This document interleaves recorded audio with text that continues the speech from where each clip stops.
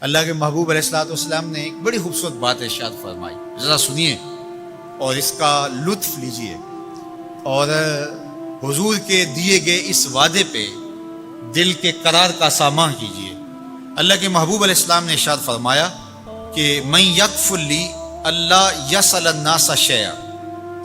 جو شخص مجھے اس بات کی ضمانت دے کہ وہ اللہ کے علاوہ کبھی بھی کسی سے کوئی سوال نہیں کرے گا، جب بھی کوئی مشکل ہوئی، جب بھی تکلیف ہوئی تو وہ سوال مالک کی دہلیز پہ کرے گا،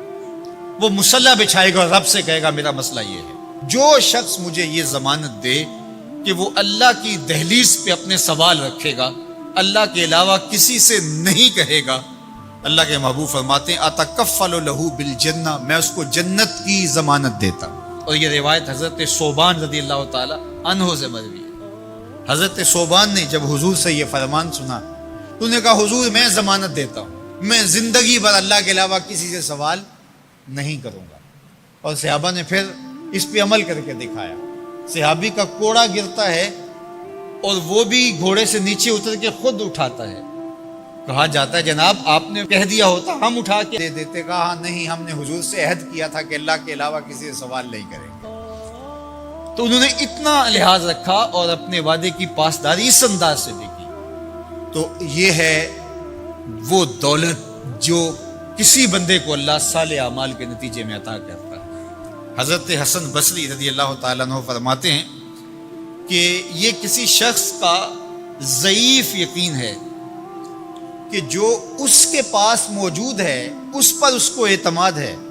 اور اس کا جو حصہ اللہ کے پاس موجود ہے اس پر اس کو اعتماد نہیں ہے۔ دیکھیے ایک شخص کے پاس کچھ پیسے موجود ہوں، اس کی جیب میں ہے، اس کے لاکر میں ہے، گھر میں ہے، اور ایک وہ اس کا مال ہے جو بینک میں پڑا ہوا ہے۔ تو جس طرح وہ اپنے ہاتھ میں موجود پیسوں پر مطمئن ہوتا ہے، بینک میں پڑے ہوئے پیسوں پر بھی ایسے ہی مطمئن ہوتا ہے، کہتا ہے وہ بھی میرے ہی ہیں۔ تو جو شخص بینک میں پڑے ہوئے پیسوں پر تو مطمئن ہے، گھر میں موجود رقم پر تو مطمئن ہے، اس کے ہاتھ میں اس کی جیب میں جو ہے اس پر تو مطمئن ہے، اور اس کی قسمت کا جو ابھی اللہ کے پاس ہے اس نے ابھی اس کو دیا نہیں، اس پہ مطمئن نہیں ہے، تو حضرت حسن بصری فرماتے ہیں اس سے بڑھ کر ذوف یقین اور کیا ہوگا کہ جو اس کے پاس ہے، جس کو چرایا جا سکتا ہے، جس کو چور کھینچ سکتا ہے، جو گر سکتا ہے، جو چھینا جا سکتا ہے، اس پہ تو یقین کر رہا ہے کہ یہ میرا ہے، اور جو اس کا حصہ اللہ کے ہاں ہے اس پہ یقین نہیں کر رہا۔ تو کہا کہ اس سے بڑھ کر پھر اور ذوف کیا ہو سکتا ہے۔ اس لیے اپنی زندگی میں قناعت کا نور رکھنے والے ہی مطمئن زندگی گزارتے ہیں۔ ابن جوزی نے کہا تھا کہ جس شخص کی زندگی میں قناعت آ گئی اس کی زندگی مطمئن ہو گئی، اور جس شخص کی زندگی میں طمع آ گیا اس کی زندگی گھٹن کا شکار ہوگی، اذیت کا شکار ہوگی۔ حضرت سہل بن سعد الساعدی رضی اللہ تعالی عنہ سے یہ روایت مروی ہے کہ ایک شخص حضور کی خدمت میں آیا اور اس نے حضور سے ایک عجیب سوال کیا۔ اس نے کہا حضور مجھے کوئی ایسا عمل ارشاد فرما دیجئے کہ اگر میں وہ کروں تو مجھ سے اللہ بھی پیار کرے اور اللہ کی مخلوق بھی مجھ سے پیار کرے۔ ایک عمل ایسا بتا دیجئے اگر میں وہ عمل بجا لاؤں تو اللہ مجھ سے پیار کرے اور اس کی مخلوق بھی مجھ سے پیار کرے۔ اللہ کے محبوب نے اس کو جو جواب دیا اس کا مفہوم سن لیجئے۔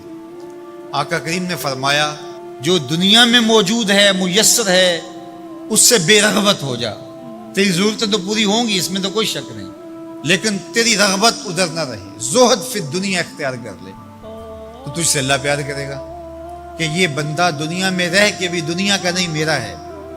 اور جو لوگوں کے پاس ہے ان سے بے نیاز ہو جا تو لوگ تجھ سے پیار کریں گے، اور اگر تو لوگوں کی جیبوں پہ نظر رکھے گا اور لوگوں کی دولت میں، ان کے مال میں تجھے رغبت ہوگی تو فرمایا کہ پھر لوگ تجھ سے دور ہٹ جائیں گے۔